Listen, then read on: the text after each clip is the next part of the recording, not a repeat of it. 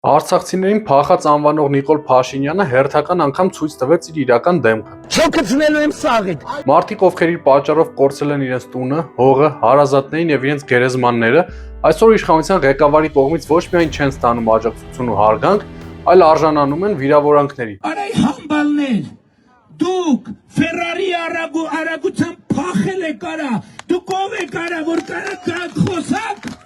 Դուք ով եք արա ստահակներ։ Մինչդեռ հենց իր քաղաքականության հետևանքով է Արցախը ճանաչվել Ադրբեջանի կազմում եւ 100 հազարավոր մարդիկ ստիպված լքել են իրենց հայրենիքը։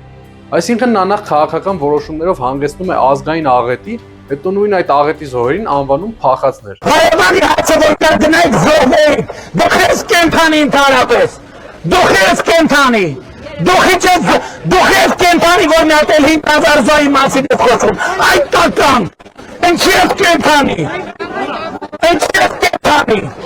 Սա ատելության խոսք է սեփական ժողովրդի նկատմամբ, որով պետք է զբաղվեն համապատասխան մարմինները։ Արցախի մեր հայրենակիցների հանդեպ նման վերաբերմունքն անընդունելի է։ Միաժամանակ իրավապահ մարմինները պարտավոր են ուսումնասիրել վարչապետի պահվածքը, նրա հնչեցրած վիրավորանքներն ու սպառնալիքները։ Ռոբիտ կզացնելու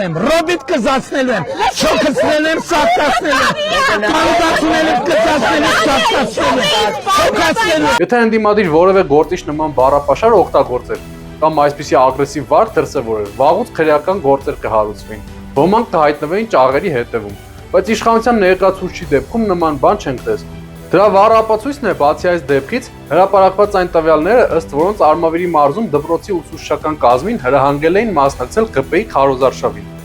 Եվ 4 օր է ինչ տիրում է լռություն։ Ակնհայտ է նաև, որ Փաշինյանը գտնվում է հոգեպես անհավասարակշիռ վիճակում։ Երկիրը չի կարող ղեկավարել մարդ, ով հանրային միջոցառումների ժամանակ կորցնում է ինքնատիրապետումը, բղավում արցախցիների եւ կանանց վրա, վիրավորում ու հիստերիկ վարք ցուցաբերում։ Նրան ընտրելուց առաջ լավ կմտածեք, արդյոք դուք ուզում եք նման ղեկավար։ Իսկ ինչ վերաբերում է դիմակավորված անձանց վիդեոին, որի մասին նա խոսում էր, դա ավելի շատ նման էր բեմադրված շոուի։ Ընդդիմության համար այս փուլում նման սադրանքները քաղաքականապես ձեռնտու չեն։ Ավելին, եթե ինչ-որ մեկը իրականում նման հանցավոր նպատակ ունենար, տեսանյութ չէր տարածի ու թատերական ներկայացում սարքեր։ Ամեն ինչ ավելի շատ հիշեցնում է հերթական փորձը, վախի մթնոլորտ ստեղծելու եւ սեփական ագրեսիվ պահվածքն արդարացնելու համար։